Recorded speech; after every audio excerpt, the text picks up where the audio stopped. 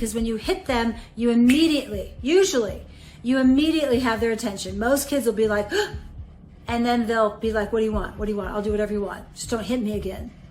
But then you have this dynamic set up of, I'm afraid of you, and I obey you because I'm afraid of you, not because I love you or I respect you or I want to obey you. I do those things out of compliance now. And some kids won't even do it out of compliance. They'll just get hit and then they'll just look at you like, so? Now what are you gonna do? Hit them harder? You know, like pummel them? Now you've lost your intervention.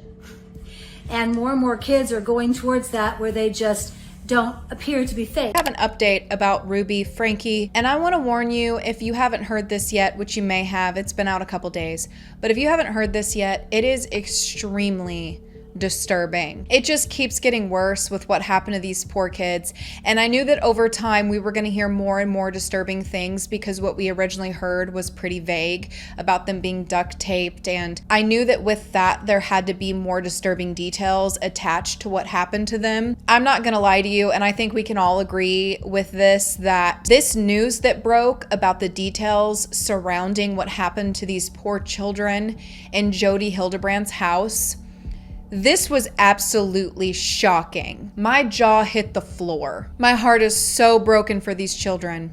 This news broke on People on September 21st with details around what happened to these children in Jodi Hildebrandt's house. Officers from the Santa Clara Ivins Police Department say that they found the 12-year-old with duct tape around his ankles and that he appeared emaciated and abnormally thin and weak. The victim informed officers and medical personnel that the wounds were from the rope that was used to tie the victim to the ground. The victim informed officers that Jodi put the ropes on their ankles and wrists, and that they, meaning her and Ruby, used cayenne pepper and honey to dress the wounds. Does this finger look like that it got basically the whole end chopped off here recently? No, it really don't. But the truth is, yes, I did cut the entire end of my finger off, and let me tell you, the blood would not stop. I could not get the blood to stop. So what this video is about is how to stop blood in an emergency. I'll try another home remedy called cayenne pepper in the wound. That don't sound good.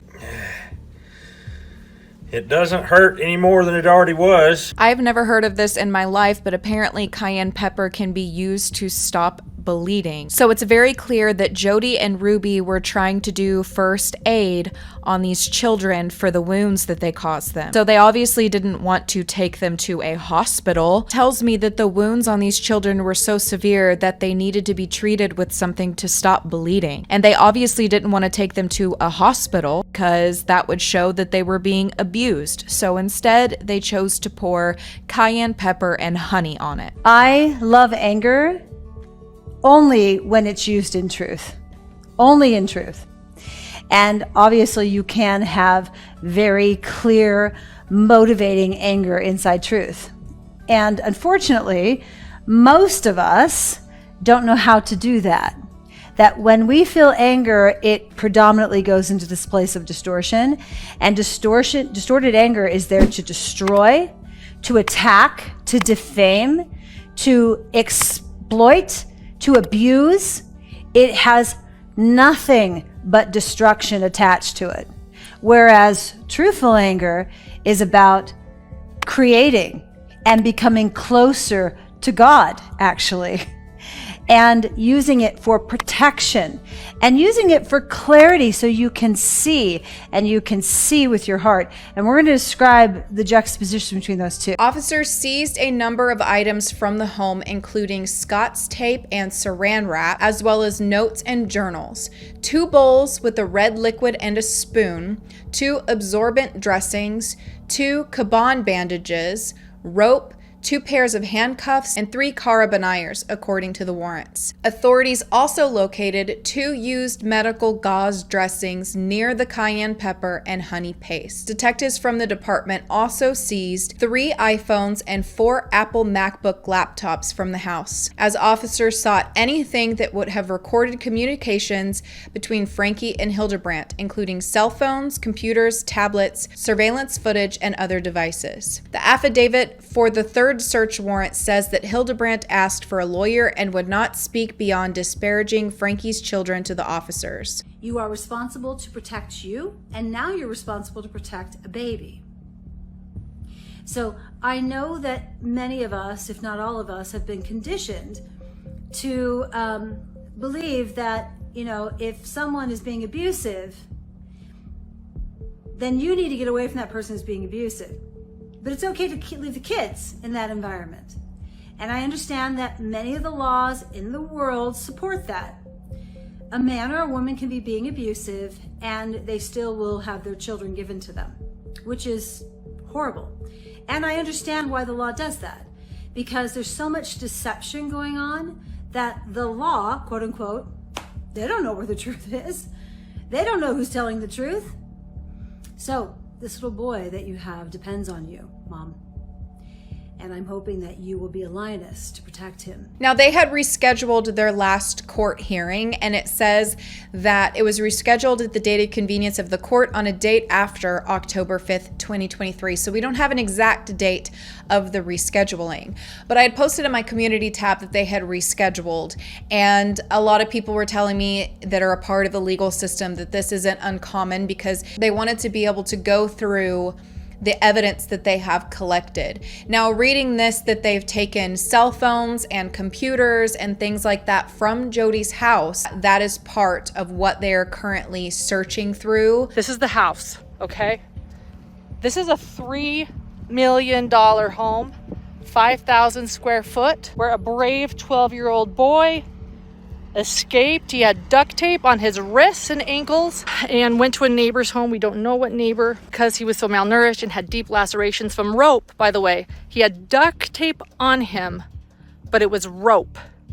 It was rope that caused the lacerations. They find in the house, the police go over, they find in the house a 10-year-old girl, Ruby Franke's 10-year-old daughter. Daughter will not talk to medical for 4 hours. 4 hours. That to me says there's brainwashing and fear going on. With those details alone, there is no telling what they are going to find on these phones and on these computers. If the duct tape situation wasn't bad enough, when I heard that they had him restrained with ropes and then they dressed the wounds with cayenne pepper, y'all, this is just getting to a whole other level of sick and twisted.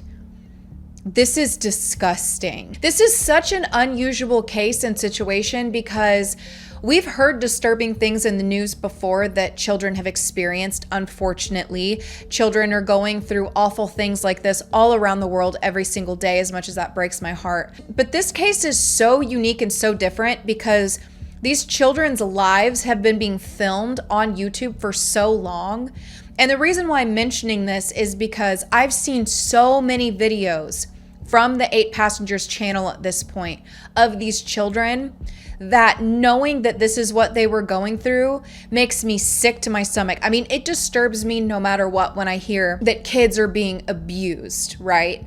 But the fact that we've seen their personalities, we've seen their smiles and their laughter, and unfortunately their tears because their mom was a disturbed woman and filmed everything. But because we've seen so much with these kids, that it's almost like you feel a different type of connection because you've seen so much of their lives, right? And so hearing the details about what these children experienced and then being able to so clearly put their face to the details, it devastates me. It absolutely rips my heart into a million pieces that these children experienced this. And I feel like this is just scratching the surface. There's so much more surrounding this Jodi Hildebrandt woman and the Frankes. And I've seen people say that Ruby Franke wasn't so bad until she got around Jodi. I think Ruby Franke was bad before that. okay? I think we found two peas in a pod. I think this is a situation where two like-minded people happen to meet. We know that before all of this came to the surface and before Russell had escaped and went to the neighbor's house asking for help, that his older sister, Sherry, at one point did call and have the authorities do a wellness check on her siblings because a neighbor had contacted her and let her know that the kids were home by themselves without their mom there for several days. It says that during a September 2022 welfare check, multiple neighbors told police that Franke often left her young children home alone for several days at a time to go visit her friend and business partner, Jodi Hildebrandt, in a town about 3 hours away, leaving the children with strict rules not to go anywhere or do anything. Ruby Franke's eldest daughter, Sherry Franke, asked police to visit her mother's home on September 18, 2022, saying neighbors had informed her that her younger siblings were home alone. Sherry Franke told police that her sisters and brother had been alone in the house for about 5 days while their mom was in St. George, Utah with a friend. Sherry Franke asked authorities to check on the kids and make sure that they had food and were safe. There was a camera on the property that could confirm that Ruby Franke's car had been gone for multiple days, and the police officers looked in the window and said that they could see the children in the house. But then they're like, we were unable to make contact because they wouldn't open the door. Authorities were back at the Franke home less than a month later when authorities received a Department of Child and Family Services report regarding possible child neglect. The DCFS report also alleged that Ruby Franke would leave her kids at home for multiple days with no means of transportation or contact while she visited Hildebrandt in St. George. A caseworker said that she had been to the Franke residence several times to try and make contact with the kids, but neither Ruby Franke nor the children would answer the door or pick up the phone. Then in a December update, police said that a warrant for the caseworker to speak with the children was not approved. Police were also called to Ruby Franke's neighborhood earlier that year when a DCFS worker reported two young kids running around in the road unsupervised in April 2022. I still can't get over the fact that there were so many calls made and nobody did anything about it.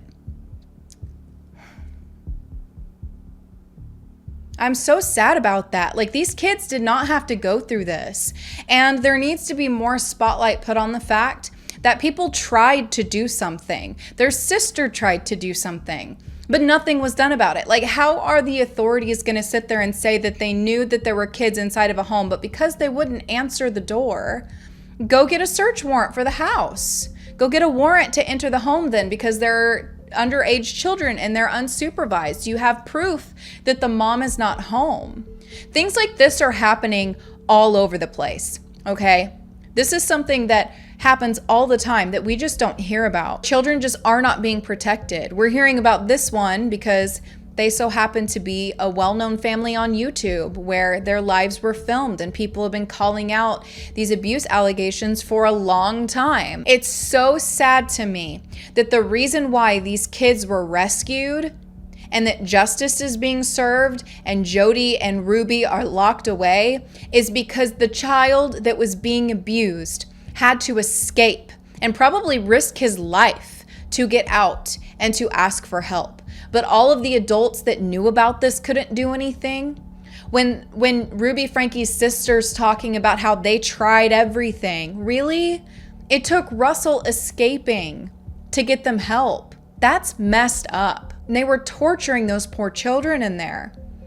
And then she wants to come out and say that it was being done because Russell was